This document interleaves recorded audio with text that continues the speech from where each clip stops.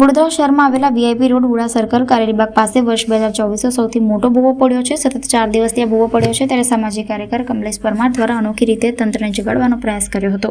આ ભૂવાની વચ્ચે બેસીને પૂજા અર્ચના કરી હતી અને સાથે માનનીય નરેન્દ્ર મોદી સાહેબનો ફોટો લગાવીને તંત્રને જગાડવાનો પ્રયાસ કર્યો હતો। સાથે આ મેસેજ વડાપ્રધાન સુધી પહોંચે તે માટે પ્રાર્થના કરી હતી। વડોદરા શહેરનો સૌથી મોટો ભૂવાની ઊંડાઈ 12 ફૂટ છે, સાથે ભૂવાની પહોળાઈ 15 ફૂટ જોવા મળે છે। વડોદરા શહેરનું નામ ભૂવાનગરી તરીકે જાણીતું હોય ત્યારે જો કોઈપણ પ્રકારની જાનહાનિ સર્જાય તો જવાબદાર કોણ? સ્થાનિક કોર્પોરેટરો, ધારાસભ્યો ખાતમુહૂર્તની રાહ જોતા હોય છે ત્યારે સામાજિક કાર્યકર દ્વારા અનોખી રીતે તંત્રને જગાડવાનો પ્રયાસ કરવામાં આવ્યો હતો।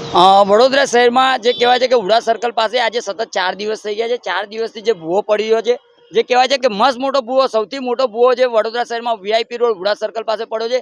આજે સતત 4 દિવસ થઈ ગયા છતાં પણ જે કહેવાય છે કે તંત્ર દ્વારા કોઈ પણ જાતની કામગીરી કરવામાં નથી આવતી। સાથે જે કહેવાય છે કે સ્થાનિક ધારાસભ્ય, સ્થાનિક કોર્પોરેટરો, અધિકારીઓ આ જોવા સુદ્ધા નથી આવ્યા। એટલે ખાસ કરીને આજે નરેન્દ્ર મોદી સાહેબને ફોટો લગાવી અને અમે ખાતમુહૂર્ત કર્યું છે, કારણ કે વડોદરા શહેરની અંદર નવીન કામો કરવાના હોય છે ત્યારે ખાતમુહૂર્તની શરૂઆત થતી હોય છે, ખાતા મુહૂર્તની શરૂઆત થતી હોય છે, પરંતુ એક સામાજિક કાર્યકરની દ્રષ્ટિએ આજે તંત્રને જગાડવાનો અમારો એક પ્રયાસ કર્યો છે। સાથે સાથે નરેન્દ્ર મોદી સુધી સાહેબ સુધી મેસેજ પહોંચે તે માટે આજે તંત્રને જગાડવાનો એક પ્રયાસ કર્યો છે કે આ વહેલામાં વહેલી તકે આ ભૂવાનું પુરાણ કરવામાં આવે, કારણ કે અહીંથી હજારોની સંખ્યામાં લોકોની અવર જવર થતી હોય અને જો કદાચ કોઈ જાનહાનિ થાય અથવા તો કોઈ પડવાથી કોઈનું મૃત્યુ થાય તો જવાબદાર કોણ? એટલે ખાસ કરીને વહેલામાં વહેલી તકે આ ભૂવાનું પુરાણ કરવામાં આવે, જે પણ કામગીરી છે તેની પૂર્ણ કરવામાં આવે તે માટે આજે શ્રીફળ વધેરી ચૂંદડીને લગાવી અને જે કહેવાય છે કે અમે અગરબત્તી સળગાવીને પ્રાર્થના કરીએ છીએ કે આ વહેલામાં વહેલી તકે આ ભૂવાનું પુરાણ થાય તે માટે આજે તંત્રને જગાડવાનો પ્રયાસ કર્યો છે।